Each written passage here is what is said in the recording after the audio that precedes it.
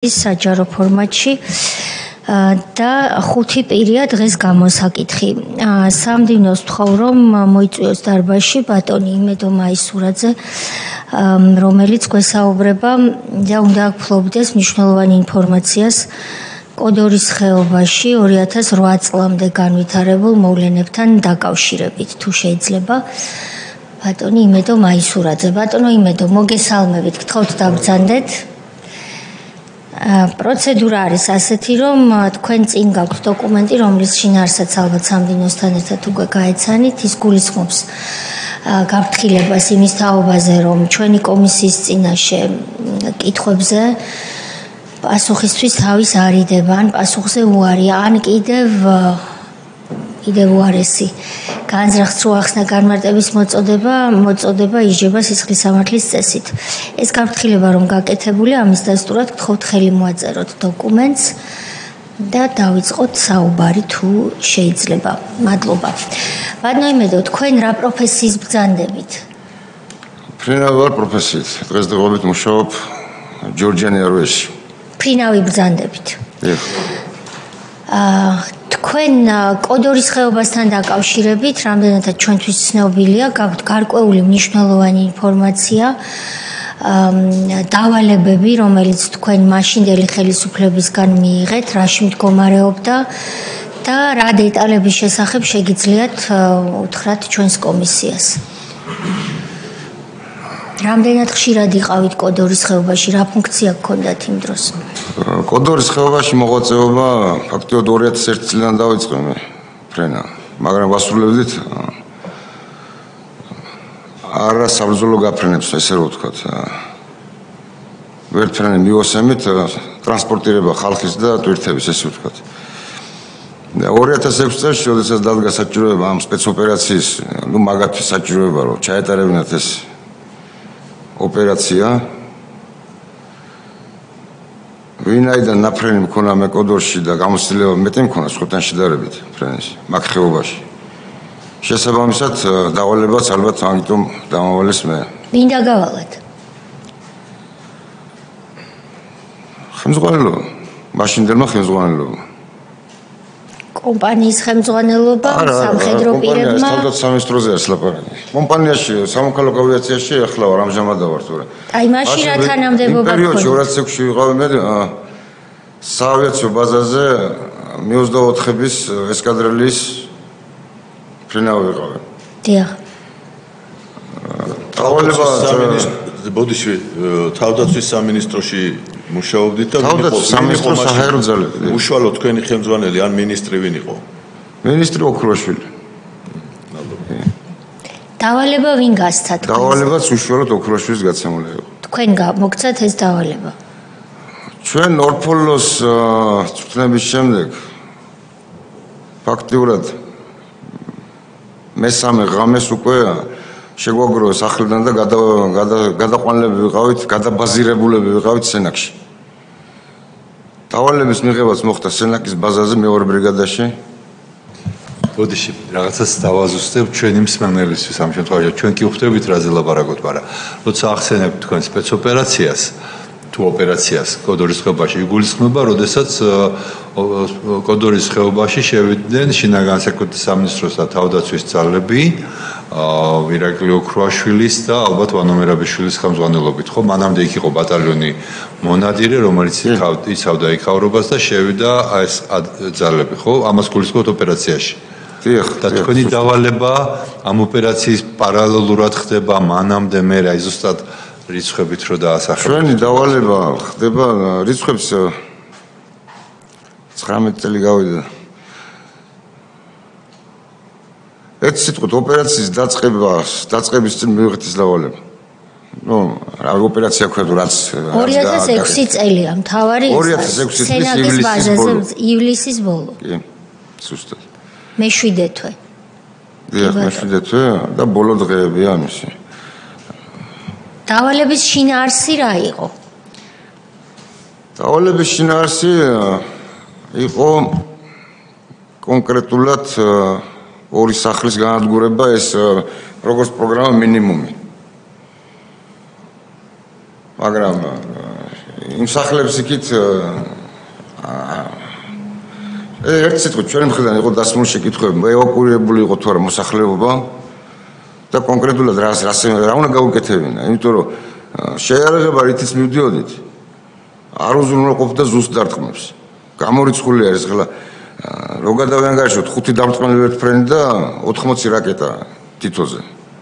400 ცალი 80 მმ-იანი S8 ეს სერიოზული ძალა არის. იმიტომ რომ ყველაფერმა ვიცოდით რომ ვერ გააკეთებთ ის გასროლას რომ დაზიანება არ ყოფილიყო. ყველაფერს მოშანთავდი. კი მიზანს განადგურებდი, მაგრამ გარშემო იქნებოდა ძალიან სერიოზული ზიანი, მსხვერპლი. რამდენი ვერტმფრენი იყო ამ ღონისძიებაში ჩართული? ის დამრტყმელი ვერტალიოტები? დიახ, 5 წელი. 5. ერთიც მინდა აქვე გკითხოთ, მაშინ შინაგან საქმეთა სამინისტროს ყავდა ვერტმფრენი თავისი სასაზღვრო პოლიციაში? შინაგან საქმეთა სამინისტროს ყავდა ვერტმფრენი, მაგრამ ეს იყო სატრანსპორტოები. ესე იგი, თავდაცვის სატრანსპორტო ვერტმფრენები იყო გამოყენებული და შინაგანის სატრანსპორტო ვერტმფრენები პირადი შემადგენლობის ხალხის შესაყვანად. ანუ შინაგან საქმეთა სამინისტრო ატარებდა საპოლიციო ღონისძიებას, სადაც ჩართული იყო თავდაცვის ძალები. ასეა? ზუსტად. ესე იგი, თქვენ ამბობთ, რომ ეს 400 ჭურვი იყო არამართვადი ჭურვები, ხო? არამართვადი ჭურვები, რომელიც დიდ ფართობს ფარავს და წერტილოვანი დარტყმა იყო შეუძლებელი და ასეთი იყო ფართობით მიზნებისთვის გამოიყენება ეს არა რომ 400 ჭურვი არამართვადი რაკეტით აღჭურვილი 5 ვერტმფრენი, ხო? დიახ. და ეს ორი სახლი რო უნდა გაგენადგურებინათ, რა სახლებია, რატო იყო გასანადგურებელი, ვისია, რა იყო იქ რამე ციხესიმაგრე ხო არ იყო ახლა რატო უნდა კვიციანების ოჯახის წერი ლაპარაკი ხა ადრა კონკრეტულად ნორასი და ემზარის სახლები უნდა დანგრეულიყო კვიციანის და ემზარ კვიციანის სახლები და გაგენადგურებინათ. ეს დავალება შეიძლება არ გეწყინოთ ოღონდ უნდა გკითხოთ, სწორად გაიგეთ თქვენ? ნამდვილად ორი სახლის განადგურება გთხოვეს? დაგავალეს? სწორად გავიგეთ. და ვინ იყვნენ? ამ დარტყმით ჯგუფში 5 ვერტმფრენზე? დიახ. ჩვენი ესკადრილის შემადგენლობა ვიყავით სულ მაგ ხალხიდან დღეს ცოცხალი დარჩენილი ვარ მე და ერთი თურქია არის კიდე ალექსანდრე. დარჩენილი აღარ არის. ალექსანდრე თურქია? კი. ბატონო იმედო, თქვენ ამ დავალებას ნახეთ რა მაინტერესებს ახლა ჩვენ აქვს ხედავთ ხო ოთახია და ვსაუბრობთ. სენაკის ბაზაც რაღაცა კონკრეტულ ადგილას იყო ალბათ ეს შეხვედრა. ან ხო, აი ეს მაინტერესებს რა ადგილას ესეთი შეხვედრა იყო თათბირის ფორმის თუ ესე ფეხზე მდგარი გეუბნებოდნენ შენ ეს გააკეთე. ვინ გაცა კონკრეტულად? სიმართლე გითხრათ, ცოტა ქაოტური სიტუაცია იყო. დიახ. როგორც მაშინა ეს გადარბენა გადმორბენების თემა იყო. დიახ, ეს მაინტერესებს. და ჩვენ ახლა მად ბაზაზე ავიაციის სეგმენტი ცალკე არის ფეხოსნების ცალკე იყო. დიახ. ჩავხსნის მანქანებში, რო ჩავფრინდით სენაკში. მე მიყვანეს მე მანქანებით ამ ფეხოსნების შტაბის სადაც იყო მეორე ბრიგადის. დიახ. და იქ იყვნენ მე სუყოლა იქ იყვნენ. აბსოლუტურად. აი რო გითხრათ, ვინ ესწრებოდა ამ სუყელაში ვინ იგულისხმება? ვინ იყავით ამ შეხვედრაზე? ნახსენები პიროვნებებია, მერაბიშვილიც და ოქროშვილიც იქ ბრძანდებოდნენ. იქ იყვნენ. ერთის და მეორეც. თქვენ სადაც იყავით? შესაბამისად მაგათი მოადგილეებიც იყვნენ, გენშტაბის უფროსი, აბსოლუტურად არ გახსოვთ მოადგილეები ვინ იყვნენ? თავდაცვის მახსოვს როგორ ამახსოვს? ნიკოლაიშვილი. ნიკოლაიშვილი. კი. და შინაგანის არ მახსოვს. გენშტაბიდან ვინ იყო? გენშტაბიდან იყო, ზუსტად ნიკოლაიშვილი. გენშტაბის უფროსი იყო. ვინ იყო? ლევონი. ნიკოლაიშვილი. კიდევ? ესე გვარებთ აღანოს, ერთ სიტყვით, ყველა საკვანძო ფიგურა, მაშინ ვინც ძალოვან სტრუქტურებში ტრიალებდნენ, იყვნენ იქ, აბსოლუტურად. თქვენ კონკრეტულად ვინ დაგავალათ კვიციანების ორი სახლის დაბომბვა თუ განადგურება? ჩვენ კონკრეტულად დაგავალა ირაკლი ოქროში. მიზეზი რა იყო? როგორ აგიხსნათ? ადას ახლა მაგ იმსინი. არ უთქვამთ. მაგრამ ჩვენ აი ახლა როგორი სიტუაცია იყო ხო გავსვით აი რომ არავის არ უსმენდნენ აბსოლუტურად მაგაზე აი მოსახლეობის ევაკუირების თემაზე ესე იგი ამ მიზანთან მოსახლეობა იყო თუ არა ერთი ამბავი ატყდა ფაქტურად წინააღმდეგები ვიყავ ჩვენ გაფრენაზე ნუ ბოლოს მე მგონი მიხვდებით როგორც გაგვიშვებდნენ რა ჩვენში ვის გულისხმობთ თქვენ პირადად აი ამ საავიაციო ქვედანაყოფის ფრინავებს 5 ფრინავს 5-ნი იყავით ასე თქვით ხო? კი 5-ნი იყავით მაშინ 5-ვე წინააღმდეგი იყო თუ მარტო თქვენ თქვით უარი?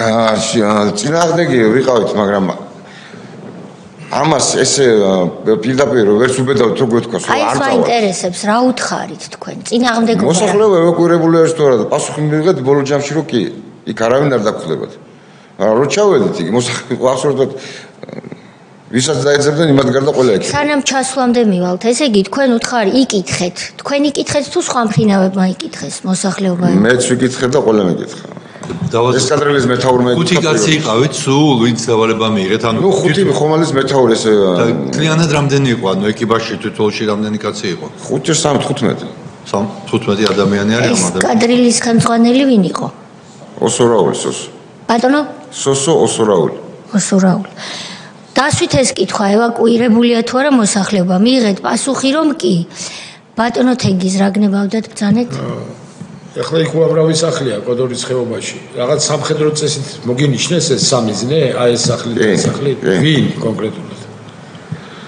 კონკრეტულად მაგათელია მე მგონი ერთი ოფიცერი იყო მაგათი შტაბის უფროსი მეორე ბრიგადის თუ არ ვიცი შტაბის უფროსი ბადნელია რა გნებავდათ ბრძანეთ თქვენ აღნიშნეთ რომ თქვენ და ერთი კაცია კიდე დარჩენილი დანარჩენი გარდაცვლილები არიან. გარდაცვალების მიზეზები დანარჩენების რა შეიძლება? ავიაკატასტროფები ძირითადად. ავიაკატასტროფები. კარგი, მოდით ვაცალოთ ბატონ იმედოს და მე დავსვათ კითხვები, იმიტომ რომ მე მგონი რომ ჩვენ თვითონვე არ დავიცავით ის წესი, რომლითაც მუშაობთ ხოლმე. ბატონო იმედო, გააგრძელეთ თხრობა და შემდეგ დავსვამთ კითხვებს. უარი თქვით, მაგრამ მაინც დავალების განხორციელება დაგავალეს და მე რა ხდება? ჩვენ ნუ ასე ვთქვათ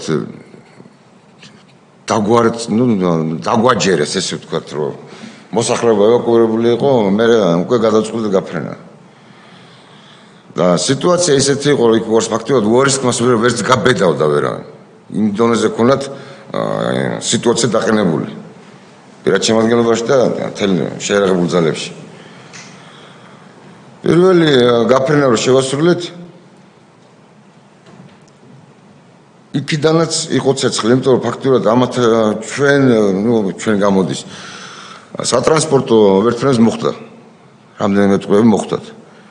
და ეკიპაჟებმა რო ითხოვეს დახმარებები, უკვე მიზნების ძებნა რო დავიწყეთ, ვერ ვნახეთ. ვნახეთ მარტო მორბენალი ბავშვები და ქალები დარბოდნენ თეთრი იმით. რა ქვია, პროსტინა რა, საწოლის იმით, ზეწრებით. და უკვე იქ 100% დარწმუნებული ვიყავით, რომ მოსახლეობა არანაირად ევაკუირებული არ იყო იქიდან. და შესაბამისად მე უკვე არ ვიმუშავეთ რა მიზნებს. რა გააკეთეთ? გააკეთეთ და მოძებნეთ ცარიელი რიყი ადგილი და ეს საჩვენებლად რომ სათქმელად გავუშვით რამდენიმე ზალპი. ტყუილი. 5-ვე ეკიპაჟი იღებდით მონაწილეობას? კი, ის და ზვენო იყო რა. სასწაულია ორი სამიზნე ქონდათ და 5 ეკიპაჟი და თქვენს გარდა ვერტფრენში კიდე მებრძოლები იჯდნენ? არა, დარწმუნდით ვერტფრენებს არ ყოლია ეს პირად შემოგენობო. მარტო ეკიპაჟები. ეს რეზულტატი რო ვერ მიიღეს. ეთყობა პირდაპირ გადმოცემდნენ. ჩვენ რომ დავბრუნდით ამაში სენაკში უკან. ნუ საიდანაც გავფრენდით უკან ხო დავბრუნდით. უკვე იცოდნენ რომ ის მიზანი რაც ქონათ ვერ მიაღწიეს. არ იყო შესრულებული. არც სახლები განადგურდა და არც არავინ არ მომკვდა რა. რაც უნდათ. ალბათ. იმ წამსვე დაგტვირთეს და გაგუშვეს უკან. ეგრე ფაქტობრივად ჩავაფრეთ ვერტფრენები, ჩაიტვირთ ახლიდან ზაგურსკა და წავედით უკან. თავიდან ჭურვებით თავიდან აღჭურვები, მაგრამ ამ ჯერზე გაგვიშვის ორივე ფრენი. 5 აღარა. დიახ. მეორე იგივე რეზულტატი მიიღეს და ანუ არის სროლეთ თუ ისევ რიხეზე? არ ვისროლეთ, მეორე აღარ ვისროლეთ. და რო დავბრუნდით, იმიტომ რომ ხალხი დარბოდნენ სოფელში იმასე. და იქნებდა ზეწრებს ეშინოდათ ეთყობა, არ გვესურვა. შესული როგორც ჩანს ჯერ ეს ჯარი და პოლიცია არ იყო, ხო? როგორც ხვდები? იქ იყვნენ უკვე. უკვე იქ იყო. უკვე ახლოს იყო.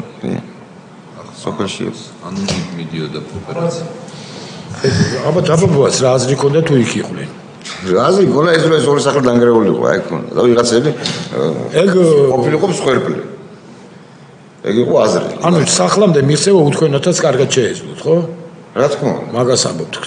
სახმელეთო გზით იქ იყვნენ და მივიდოდნენ იმ სახლთან თავისუფლად. მიუხედავად ამისა, რომ თავისუფლად შეეძლოთ სახლთან მისვლა, მაინც გიბძანეს რომ ზემოდან დაბომბეთო? ზუსტად.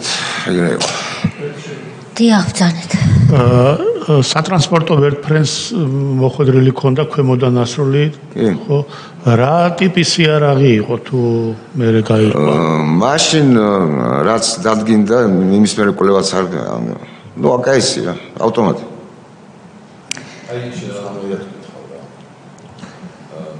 და თქვენ რას ფიქრობთ, ეს გასროლა, როდესაც არ შეასრულეთ, მაგის შემდეგ მოხდა თუ როდის? და ვის მიერ შეიძლება და ყოფილიყო? სროლა კი.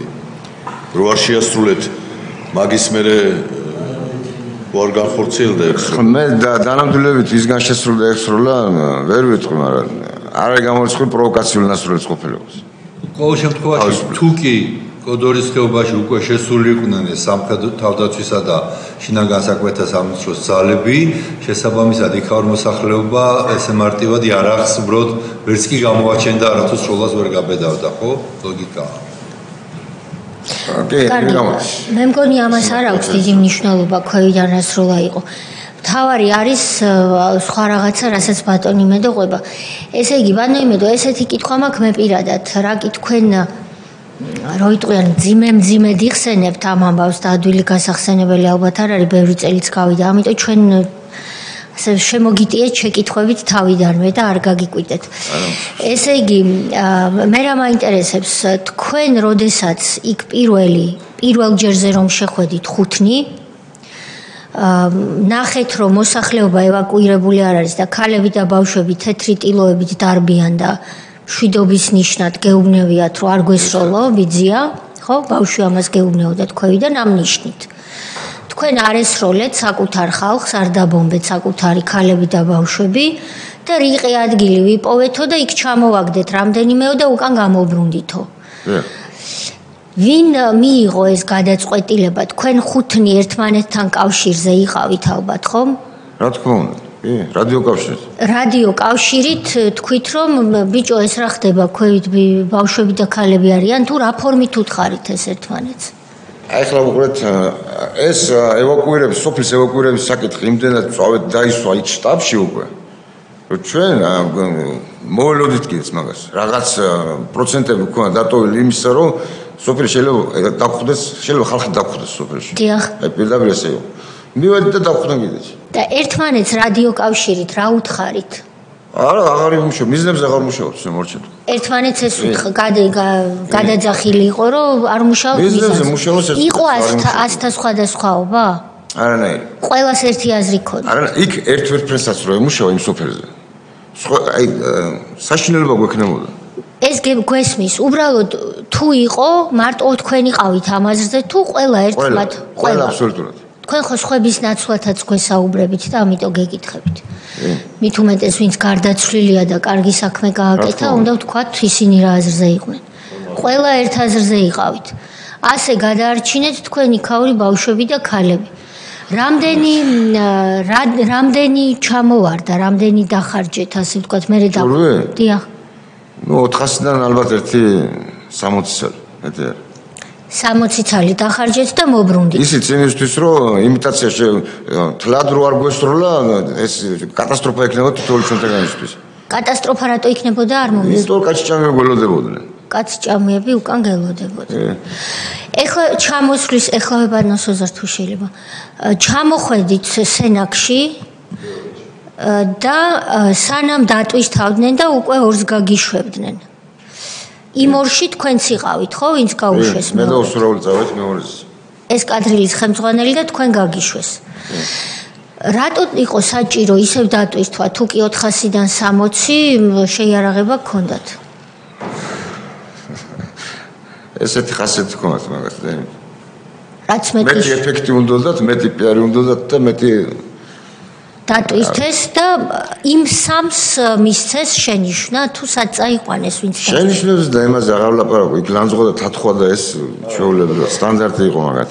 აი ეს გვაინტერესებს, რომ დაჯექით ბაზაზე. რა გითხრეს?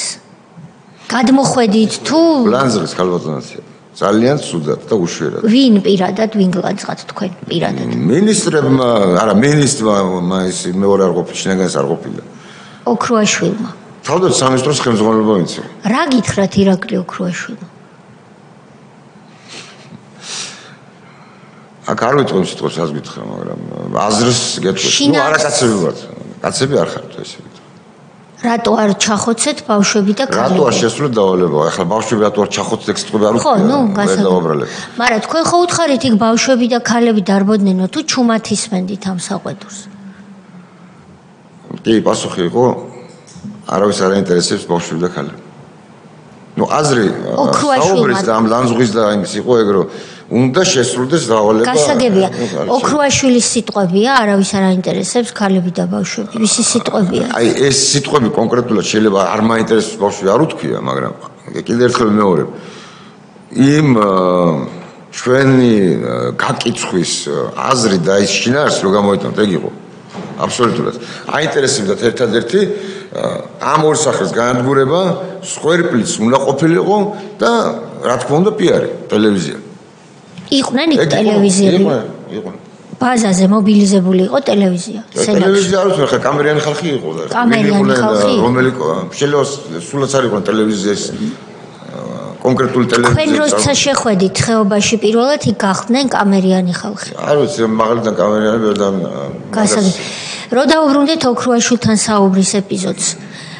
მას არ უხსენებია ესე რომ რატო არ ჩახოცეთ ქალები და ბავშვებიო, მაგრამ დავალება რატო არ შეასრულეთო უშვერი სიტყვებით გაგლანძღათ. კი. მაგრამ თქვენი მხრიდან რომელიმე მაინც ახსენეთ ეს ორი სიტყვა ქალები და ბავშვები? ორი სიტყვა კი არა, ეგ იყო ჩვენი ნომერ პირველი არგუმენტი, რას გვაკეთებინებთ. უთხარით რომ ქალებს და ბავშვებს ხედავთ, ესეც უთხარით თეთრი ტილოებით დარბოდნენ. კი, რა თქმა უნდა. რეაქცია არაფერი. გაგიშვეს მეორე. არა, პირიქით უფრო გაცეცხლდნენ და უფრო გაღიზიანდნენ. თქვენ ორნი რატო შეგარჩიეს ხუთიდან? მე თავიდან ვთქვი, მე კოდორის ხობაში ნაფრენი მქონდა. დიახ. მეტი გამოცდილება მქონდა სხვა ბიჭებს და გამოცდილება საბრძოლო გამოცდილებაზე არ მაქვს ლაპარაკი. უბრალოდ მარშრუტებზე და იმაზე მეტი მქონდა. ტერიტორიას იცნობდით ხუთი თითივით, კი ბატონო. მეორე ოსურაული მეთაური იყო ესკადრილის და შესაბამისად. წახვედით მეორეთ, შეფრინდით. ხო? იქ რა ხდება შემდეგ? იგივე სიტუაცია. იგივე უკვე ფეხოსნები ფაქტურად შესრულები, ნუ სოფელი მაგათხილში იყო უკვე რა. მაგათია ჩვენი. მაშინ ხედავდით თქვენ ამას ზემოდან ჩანდა და აფიქსირებდით რომ იქ უკვე ჩვენ ჯარებს? ხო. კი, უკვე ისეთი რაოდენობა იყო რომ მეორე ზახოც უკვე ჩანდა. რა თქმა უნდა, მანქანები ეს ჯავშა ტრანსპორტი დავინახეთ რაღაცა. იცით რა არის ბატონო, აი მეორე შესვლაზე უკვე როდესაც პოლიციის და სამხედრო ქვედანაყოფები შესული იყო სოფელში. მეორე შესვლაზეც უნდა გესროლათ, ხო, იმ ორი სახლის მიმართულებით. რა თქმა უნდა. ეს იმ ფეხოსნებსაც ხო დააზიანებდა. ფეხოსნები არ იყვნენ იმ ისე ახლოს არ იყვნენ. გასაგებია. ბატონი სოზარი დასვამს კითხვას და რომ შეხვედით და რა მოიმოქმედეთ მეორე შესვლაზე, მე ეს მოგვიყევით. აბა ბრძანეთ. მეორე შესვლაზე რომ შეხვედით, რა ქენით? მეორე შესვლაზე ისევ დავრწმუნდით, რომ მოსახლეობა ისევ იქ იყო და ისევ პანიკა და ქაოსი სოფელში. წეგან რაც ვთქვი, რომ უკვე ამათი ჩვენი ქვედანაყოფების ფეხოსნების უკვე უფრო ახლოს იყვნენ და მეორე შესვლაზე სოსომ განახორციელა სრულად უკვე სკოლა იყო. და სკოლაში ისეთ პერიოდი იყო, სკოლაში იმედი იყო, არავინ არ იქნებოდა. და სკოლის ეზოში ჩამოყარა რამდენიმე ესაჭური. და იგი ფაქტურად გაუხარჯავი საბრძოლო კომპლექტებით დაუბრუნდით მეორედჯერაც. თქვენ არც ერთი არ ჩამოგიგდიათ. პირველში მეორე შესვლაზე არა. არა. სკოლაში ვინმე დაზიანდა? ამას კი. არა. სკოლა იმიტომ აირჩია სპეციალურად რომ იცოდა სკოლაში არავინ არ იქნებოდა. ზაფხული იყო, კი ბატონო. ბატონი ალეკო. თქვენ მეორე გასვლას რომ ახორციელებდით, მაშინაც ითხოვდით რომ ევაკუირებულია თუ არა ხალხი და რა იყო პასუხი? თქვენ ხო პირველი პასუხი აი ეტყვით იყო, თქვენ არავინ არ გეკითხებოდ ბოლოს და ბოლოს მაგას. არავინ არ თუ არ არის, ხო ის არ უთქვათ რომ ევაკუირებულია. იზახოდნენ ევაკუირებულია, მაგრამ როგორც პირველი მისვლაზე, ისე მეორე მისვლაზე დაგხვდა ევაკუისა ხალხი სავსე სოფელი ფაქტიურად. პატყუებდნენ. მიზანი იყო რომ სხერპლი უნდა ყოფილიყო. მე ჩემი შეგიძლიათ ესე ამოვიცანი რომ უნდა ყოფილიყო ეს განადგურებულიყო პირადად ეგ ორია სახლი და ყოფილიყო სხერპლი და ყოფილიყო მე კაი პიარი მაგეთი. წამოხვედით უკან. რა ხდება რომ ჩამოფრინდით? ამის მე. მეორედ უკვე რომ ბრუნდებოდი მე სამ დავждდებოდი უკვე ხედავდი რომ ეს ციმციმებიანი მანქანები ელოდებოდნენ. სენაკში. სენაკში. ციმციმებიანი მანქანები გელოდებოდნენ რას ნიშნავს? პოლიცია სამხედრო. გაკავებდნენ. დაგაკავეს? დამაკავეს და წამოყვანეს ფოთში. ფოთში რატომ ცოტა მოყევით რა? ფოთში რა ხდებოდა? რა ჩაულებრად მოღალატე ხარ მაგას. სათევზაოდ ხوار წაგიყვანეს რაღაცა მოხდა ალბათ. რა გითხრეს სანამ ჩაქვსეს ამ ციმციმებიან მანქანაში? დავალება არ შეასრულოთ მოღალატე. იგი თქვენზე ძნელი გამოსაკითხი პირი კომისიამ ამდენი დღე იმუშავა ჯერ არ შეგხვედრია.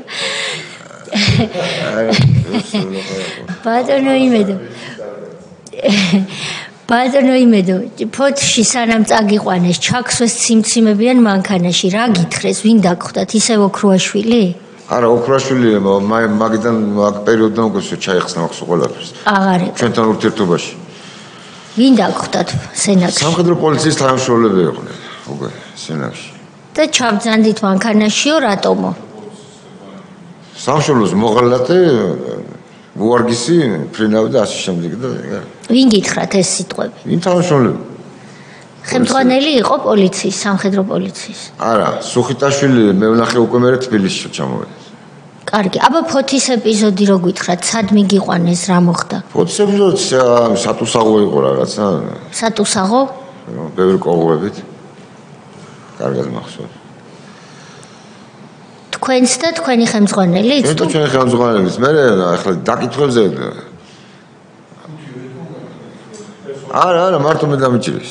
მარტო მე წამოყვანეს, დანარჩენს არ დაუჭირეთ. თქვენი ხელმძღვანელი ბატონი სოსო არ წამოუყვანიათ? არა, მარტო მე ვიყავ. სატუსაღო ეს არის პოლიციის სატუსაღოში თუ სამხედრო ჰაუფტვახტებს რო ეძახიანის იყო? აი, მაგასაც კი ვერ გეტყვით რა. წარმოგიდგენა, პოლიცია არ იყო, უფრო სამხედრო რაღაც თემა იყო. იმიტომ გუშაგები და ეს ფორმით იდგა ხალხი. პოლიციური რო ყოფილიყო შინაგან საქმეთა სამინისტროში სამხედრო ფორმით მე მგონი არ იდგებოდა. დაკითხვა იყო იქ თუ რა მოხდა? დაკითხვაზე კი გავყავდი მეკითხებოდნენ დეტალებს რაღაცებს მაბრალებდნენ ცოტ-ცოტას და რა ვიცი.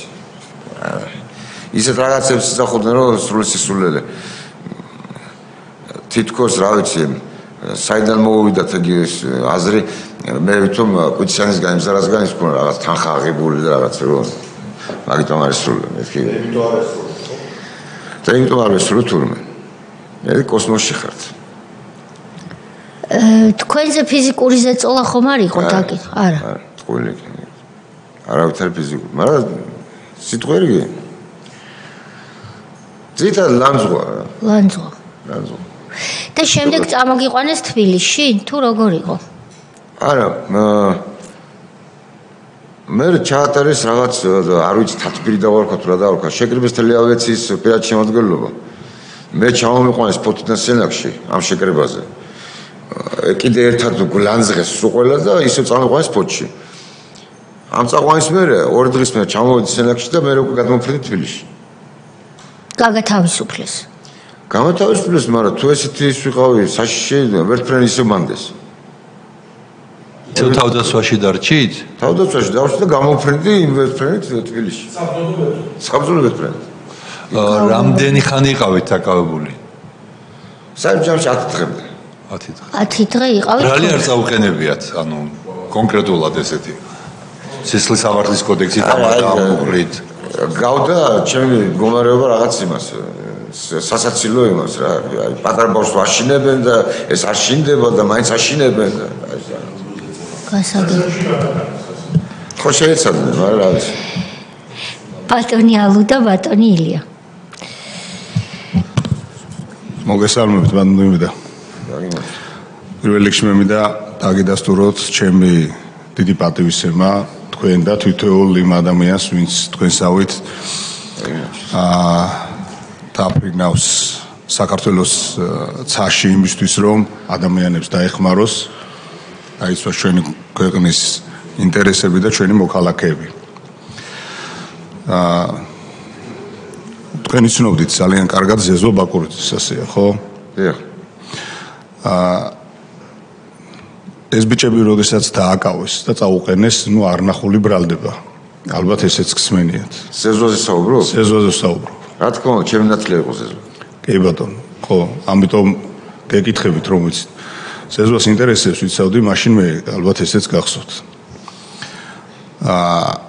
ამ ბიჭების ისტორიაც დაიწყო სწორედაც აი ასე, რასაც ახლა თქვენ ბრძანებთ, რომ ეს წინააღმდეგობა, როდესაც მათ არ შეასრულეს და ეს კონფლიქტი იყო ოქროაშვილთან მიმართებაში, ეს თქვენ ძალიან კარგად იცით, მაგრამ ჩვენმა საზოგადოებამ რო გაიგოს და ცხადი რო გახდეს, როგორ ექცეოდნენ ეს ადამიანები იმ ადამიანებს, ვინც იცავდა და იცავს ჩვენი ქვეყნის ინტერესებს.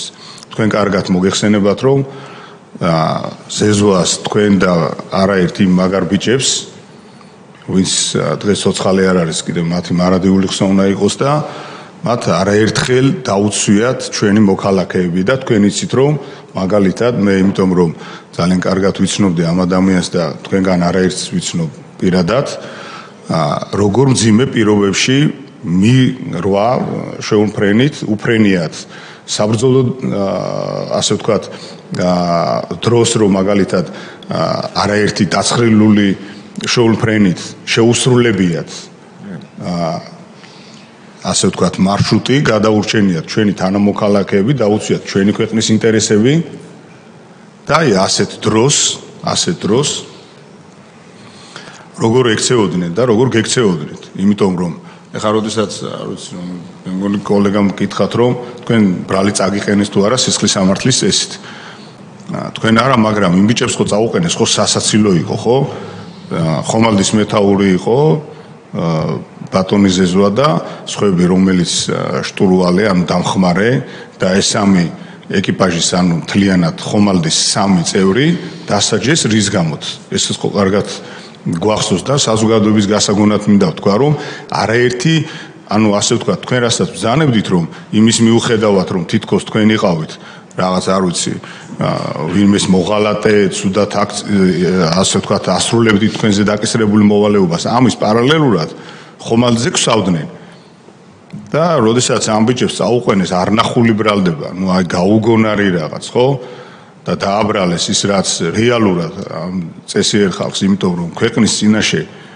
ამ ხალხს უანგარო შრომისა სხვა არაფერი არ გაუკეთებიათ და მათ შორის არაერთი ესეც უნდა ითქვას ამას თქვენ არ ამბობთ მაგრამ ეს საზოგადოებამ მინდა რომ იცოდეს რომ არც ერთი საბრძოლო მოქმედება ომი რომელიც ჩვენ ქვეყანას თავს დაატყდა არც ერთი არ გამოგიტოვებიათ არც თქვენ და არც მათ და აი ასეთ ადამიანებს ექცეოდნენ და მაგალითად მახსოვს რომ სხვებს 7 წლიანი ბრალდება ჰქონდათ და ზეზოს ჰქონდა 13 წლიანი ბრალდება წაყენებული და მაშინ ძალიან კარგად მახსოვს რომ პარალელურად იმ სასამართლოში ნორაკვიციანის საქმე მიდიოდა უკვე ნუ ის წინ იყო და პირველ ინსტანციას მაშინ მისჯილი ჰქონდა მისთვის და როგორ კარგად მახსოვს რომ თვალებში ვერ გვიყურებდა ვერც ერთი ვინც პროცესზე გამოდიოდა და კარგად არ ვიცი თქვენ ესწრებოდით თუ არა სამეგრელოში, როდესაც ამ ბიჭების პროცესი მიდიოდა, სენაკის ბაზაზე მოხდა ეს ამბავი და მე სამეგრელოს ქვემდებარეობით იქ ხილებოდა და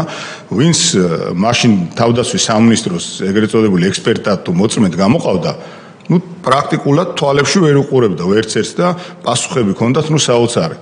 და პირდაპირ იძახდნენ რომ ეს არის დავალება. და როდესაც დაჭირდათ რომ ფრინავი აღარ ყავდათ, ისე გაუღეს კარები მაგალითად ბაკურიძეს და გამოუშვეს და უთხრეს რომ ღამე დამირეკა ბორდიურზე ვზივარო და წარმოდგენა არ მაქვს არც საბუთი მაქვს არაფერი როგორ უნდა წამოვიდე. როდესაც ამ ხელა ბრალდება ქონდა წარდგენილი და მოკითხეს რომ ფრინავი არ იყო, რომ შეესრულებინა დავალება და სად არის ეს ადამიანი და არის დატყვევებული. ზოგს ვისაც უნდა სისხლის სამართლის წესით არ ქონდა მნიშვნელობა სამი უმძიმესი მუხლი წაუყენეს იმის გამოთ რომ პირდაპირ უნდა ვთქვათ ეს რომ ზეზვა იყო ვაშკაცი კაცი და იმის გამოთ რომ ოქროაშვის თავისი ახირების გამოთ სანადიროდ მთრალი არ გადაიყვანა სადღაცას და ახსოვდა მას ის რომ კოდორის ხეობაში თქვენ ესე ვაშკაცურად მოიქეცით ხო თქვენ ახლა ამაზე მესმის რომ შეიძლება გიჭირდეთ საუბარი მაგრამ მინდა რომ საზოგადოებამ გაიგოს და როდესაც ამის პარალელურად მას თვალს სადღაცას იმიტომ რომ ეს არის ამათ რეალური სახე როგორ ექცეოდნენ ამ ქვეყანას და როგორ იყენებდნენ სახელმწიფო ინსტიტუტებს და იმის გამოთ რომ შეურაცხყოფა მიაყენა ასეთ ვაშკაცს ფრინავს და როგორ ექცეოდნენ თუნდაც თავდაცვის სამინისტროს წარმომადგენლებს სახელმწიფო ინსტიტუციის წარმომადგენლებს ჩვენს თანამოქალაქეებს ეს ხო ფაქტი არის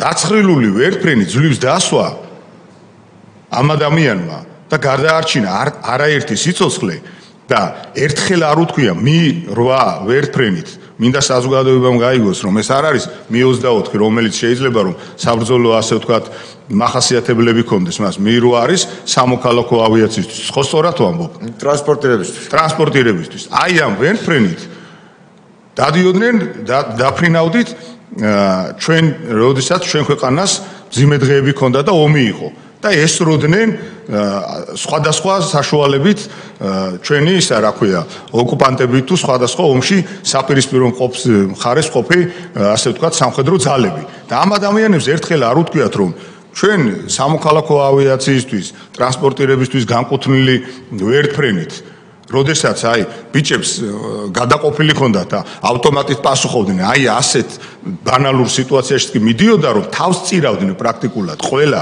თქვენ იმიტომ გიდასტურებთ ასეთ პატივისცემას რომ ვიცი თქვენი აქამდე მოტანილი საქართველოს წინაშე ნაშრომიდან ამაგარი როგორ შეიძლება ეხა იცოდე რომ იქიდან სასესხლე პოზიციებიდან გახსნილი არის სხვადასხვა მძიმე კალიბრით ცეცხლი და ამ დროს მიდიხარ მი-8 და ასრულებ ასე ვთქვათ ღონისძიებას რომ ადამიანი გადაარჩინო შენ იცი რომ პრაქტიკულად გადარჩენის შანსი პრაქტიკულად მინიმალური გაქვს და შენ ამაზე მიდიხარ და ერთხელ არ გითქვიათ რომ არა ჩვენ ამას ვერ გავაკეთებთ პირიქით ამას აკეთებდით მათ შორის დაზიანებული ვერტფრენებით და აი ამ ხალხს სწორედაც აი ეს ადამიანები როდესაც ჩვენი თანამოქალაქეებისთვის აი ასეთ სიტუაციაში რომ თეთრი ზეწრებით დადიოდნენ ადამიანებიდან თქვენ ამის გამო გეუნებოდნენ რომ აქ რატო არ შეასრულეთ რაღაცები რომ ჩვენ ახლა ჩაგვივარდა და ვერ გაუშვებთ რაღაც ასე ვთქვათ ჰოლივუდურ ფილმს ვერ გადავიღებთ ამისთვის და ვერ გვექნება ეს პიარი და პლუს ამას კიდე იმის გამოთ რომ ნაკეიფარი თუ ესე იგი თრალი ბოდიში ამ სლენგისთვის ნაგულავარი ეს ადამიანები ოქროაშვილი და სხვები როდესაც არ გადააფრინა ამის გამოთ რომ მიაყენა შეურაცხყოფა და ამის გამოთ წაუყენეს აი ესეთი მძიმე ბრალდებები ადამიანს და როგორ ექცეოდნენ ეს არის სახე და ეს უნდა ითქვას კითხვა მაქვს თქვენთან როდესაც თქვენ უარი უთხარით რომ ვერ შეასრულებდით აი ამ ღონისძიებას ანუ პრაქტიკულად სასწრაფო პოზიციებს ვერ აიღებდით ანუ ვერ მოხდებოდა სამიზნეების განადგურება სხვადასხვა მიზეზების გამო თქვენ ბრძანეთ რომ ანუ არ მისმენდნენ არ გვისმენდნენ პირიქით რაღაცებს იქით გვეუნებოდნენ და ასე შემდეგ უბრალოდ ვინ იყვნენ ეს კონკრეტულად პირები ვინც დაუშვათ სამხედრო პოლიცია მახსოვს რომ ზეზვას და სხვა ბიჭების საქმეშიც ძალიან აქტიურობდა მაშინდელი სამხედრო პოლიცია. უკიდურესად ჩართული იყო პრაქტიკულად ინსტრუმენტი, თუ შეიძლება ასე ითქვას, იყო სამხედრო პოლიცია. ვინ იყვნენ ის პირები, ვინც უშუალოდ კონტაქტზე გამოდიოდა თქვენთან, ვინც აი ამ ყველაფერს გეუბნებოდათ, რომ დაუშვათ, რატომ ვერ იქნა საცეცხლე პოზიციები განადგურებული. ეხლა სამწუხაროდ მე გვარები და სახელებს ელემენტარულად არც ვიცნობდი, ესე ვთქვათ, მაგრამ სამხედრო პოლიციის თანამშრომლები იყვნენ და აი დავალებების მიღებაში და მთელი ამ პროცესის პერიოდში იქ ესწრებოდნენ ამ პროცესს. სამხედრო პოლიციის თანამშრომლები. რაც შეეხება ზეზვას საქმეებზე ერთ-ერთი მოაქტიურეს სუხიტაშვილიც ბრძანდებოდა. მე მაგასთან შეხება უკვე თბილისში მქონდა ჩამოვეცვლი. და რა პოზიციაზე ბრძანდებოდა მაშინ ეს რო უთხრათ საზოგადოებას? ბატონო? სამხედრო პოლიციის ხელმძღვანელი. სამხედრო პოლიციის ხელმძღვანელი. დიახ. და იგივე აბსოლუტურად და ეს ტერორიზირება პირადი შემადგენლობის ეს იყო ჩვეულებრივ ამბავად უთვლებოდა. ატერორებდნენ, ვატერორებდნენ სულ ყველას ეს მოკუტურს უნდა გევლოდა და უნდა გექნია თავის ყველაფერზე. ეს იყო პრინციპი. ამოვალი წერტილი მაგათი. და თქვენ როდესაც ხვდებოდით აი მაგალითად თუნდაც ზეზვას საქმეზე როდესაც შეხვდით ხელმძღვანელობას აი იმ საქმეზე როდესაც თქვენ ჩამობრძანდით აქ და თქვენ ბრძანეთ რომ მე თბილისში შევხვდი სუხიტაშვილს თქვენ როდესაც ეუბნებოდით და ასევე ჩვენმა მოქალაქეებმა მინდა რომ გაიგონ კარგად მაღალი ასე ვთქვათ დონის ფრინავი აი როგორებიც თქვენ ბრძანდებით და როგორებიც ის ცხონებულები იყვნენ რომლებიც ისტორიას დარჩება მათი უბრალო სახელები ძალიან რთულად ასე ვთქვათ ძალიან ძვირი ღირს ასე ვთქვათ მოდი პირდაპირ ესე ტერმინი რო გამოვიყენოთ ხო იმიტომ რომ ეს ხომ უდიდეს ხარჯებთან და სხვადასხვა ასე ვთქვათ სირთულებთან არის დაკავშირებული იმიტომ რომ ფრინავის ასე ვთქვათ რამდენად მაგარია ან გამოცდილი არის ესე რომ ვთქვათ დამოკიდებულია იმაზე თუ რამდენი საათი აქვს ნაფრენი და ეს ხშირად ანუ ამ შესაძლებლობას მით უმეტეს იმ პერიოდში ჩვენი ქვეყანა მოკლებული იყო და ეს ძალიან ძვირი ჯდება თითოეული ფრინავის იმ დონეზე გადამზადება როგორითაც თქვენი ყავით პრაქტიკულად ქვეყანისთვის ეს უმძიმესი ტვირთი იყო და ახლაც კი ძალიან ძვირი არის და შეუძლებელი არის ზოგიერთ შემთხვევაში თქვენ როდესაც ხვდებოდით რომ ქვეყანას არ ყავს ფრინავები ანუ ავიაცია პრაქტიკულად ქვეყნისთვის ერთის მხრივ სამხედრო თუ გნებავ სამოქალაქო ავიაციის ხომალდები არის ძალიან ძვირი და მათი ესე ვთქვათ ყიდვა ქვეყნისთვის არის ძალიან ძვირად ღირებული სიამოვნება და მეორე მხრივ შეიძლება ყავდეს უამრავი ხომალდი საფრენი აპარატი მაგრამ უბრალოდ ფრინავი არ იყოს და თქვენ მართლაც ეს ოქროს ფონდი იყავით და თქვენ როდესაც ხვდებოდით და ეუბნებოდით რომ რა საკეთებთ ხალხო ეს ხო არ არის ავტომობილი დაკოქო და წახვიდე ჩვენ თუ დაგვაკავებთ ყველას თუ დაიჭერთ როგორ იქნება ეგ რომ მაგალითად სვანეთში ყაზბეგში სხვას რო თავი დავანებოთ საომარ მოქმედებებს მეწყერების დროს ზვავების დროს ჩვენ მოქალაქეებს ვინ დაიცავს ჩვენ თუ ყველას დაგვიჭერთ რას გეუბნებოდნენ ესენი მე ვიცი რომ თქვენ გქონდათ ეს კომუნიკაცია არაერთხელ უშუალოდ ხელმძღვანელობასთან და სამხედრო პოლიციის ხელმძღვანელობასთანაც ჩვენ ხედავ უკვე ეს კომუნიკაცია აღარ იყო ეს უფრო დავაზგავდა და დიახ დავა იყო ეთახმებით კი და რას გეუბნებოდნენ სრული იგნორი წეგარაც გამემეორე მაშინ ისეთ შეგრძნებოდა თითქოს მოტივირებულები იყვნენ იმაზე რომ დაეტერორებდნენ სულ ოფიცერი რომ ჩურჩული დაიწყებს ლაპარაკს ის ოფიცერი აღარ არის აი ამ დონეზე ყავს მიყვარული ხალხი ბოლოს რო შევაჯამოთ შეგვიძლია ჩვენ ესე გავიგოთ რომ მათი მხრიდან ეს დამოკიდებულება რა როგორც თქვენთან იქცეოდა მე პირდაპირ ხაზს უსმევ თქვენთან ფრინავებთან მიმართებაში იმიტომ რომ პრაქტიკულად არ ყავდა ქვეყანას და დასაკარგი ერთი ფრინავიც კი არ ყავდა ქვეყანას და არ ყავს დღესაც ცხადია და თქვენ როდესაც პრაქტიკულად გეუბნებოდათ რომ ნუ თუ არ იქნებით ამ სიტუაციაში მოდიში და აი დარდი რა თუ არც გვეყოლება ანუ ქვეყანას ავიაციის გარეშე ტოვებდნენ ეს ხალხი შეგვიძლია ასე გავიგოთ იმიტომ რომ თქვენ ხო გქონდათ მორალურად სრული უფლება მე მესმის თქვენი დამოკიდებულება კარგად ვიცი და თქვენს მეგობრებსაც პირადად არაერთთან მაქვს ურთიერთობა და კარგად გიცნობთ და ამიტომ საუბრობ რომ თქვენ მიუხედავად პიროვნული რაღაცეებისა გადააბიჯეთ აი ამ ყველაფერს და იტანდით იმის გამოთ რომ ქვეყანა არ დარჩენილიყო ავიაციის გარეშე. Ai თქვენ ხო გქონდათ მორალური უფლება რომ თქვენ რო არასახელმწიფოებრივად გეფიქრათ და არ გქონოდათ იმის განცდა რომ ამას მე ეხლა რატო გავაბედინო და რატო ვაყენებინო შეურაცხყოფ აი ამ ადამიანებს რომლებსაც თითითიცი არ დაუდიათ ქვეყნისთვის და ჩვენ კიდე ნაუმარი ნაბრძოლი გაჭირება გამოვლილი ხალხი არავიტანთ ამას და წავალ სახში ბოლო ეს არ გააკეთეთ და იმ ადამიანების მხრიდან აი თქვენ რო გეთქვათ რომ წავალთ ეხლა სახში დარჩებოდა თუ არა ავიაციის გარეშე ქვეყანა რა თქმა უნდა დარჩებოდა მაგრამ კიდევ ვიმეორებ მზარდიყო ლეგენდი რომ დარჩენილიყო მადლობა ბატონი ილია მოკლე შეკითხვა თუ შეიძლება და ბატონი სოზარი თქვენ ვთქვით რომ ბევრი დრო არ წაგართვათ თქვენ აღნიშნეთ რომ უკან გელოდებოდნენ კაციჭამიები მინდა კიდევ ერთხელ გვარებით დააზუსტოთ ვინ იყვნენ და ვინს გულისხმობდით კაციჭამიებში თქვენ ხაზი გაუსვით რომ გენშტაბის კაციჭამიებში ვიგულისხმობ ვის დამხდა სამხედრო პოლიცია გვარები მინდა რომ გვარები თანამშრომლები იყო ჩული არ ვიცი მადლობა ბანოიმედო გენშტაბი ახსენეთ და გენშტაბისთან ვინ იყო პირველად როდესაც ეს დავალება მიიღეთ ყველა იყვნენ ქალბატონი ვინ გენშტაბის უფროსი ახლა გვარების სახელებით წავიდნენ უფროსი ვინც ლევანე იყო ნიკოლაიშვილი ხემძღვანელი იქ იყო კი სანაკში იყო ნამდვილად მახსოვს ეს დავალება პირველი ნიკოლაიშვილმა გააჟღერა თუ ოქროაშვილმა ჩვენ დავალება მივიღეთ არა მაშინ პირველ წესრიგზე ოქროაშვილმა შეუდა ოქროაშვილი აქტიურობდა ესე ვთქვათ თქვენ თუ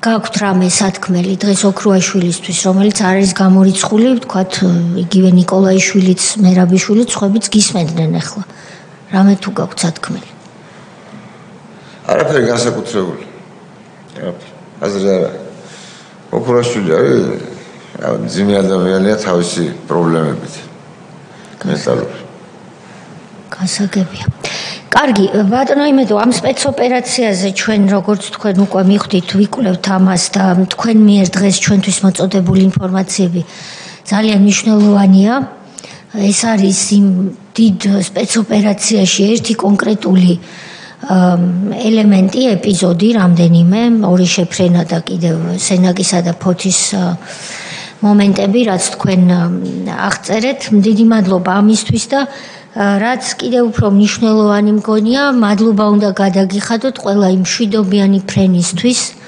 რომელსაც თქვენ ჩვენი მოქალაქეებისთვის მათ შორის ჩვენთვის ახორციელებთ ახლა უკვე სამოქალაქო ავიაციაში და ღმერთმა სულ მშვიდობით გაფრინოთ მშვიდობით წაგიყვანოთ და მშვიდობით დაგაბრუნოთ ხოლმე სამშობლოში თქვენს მგზავრებთან და ეკიპაჟთან ერთად დიდი მადლობა მომბრძანებისთვის აი ხარ კარგად ნახვამდის მადლობა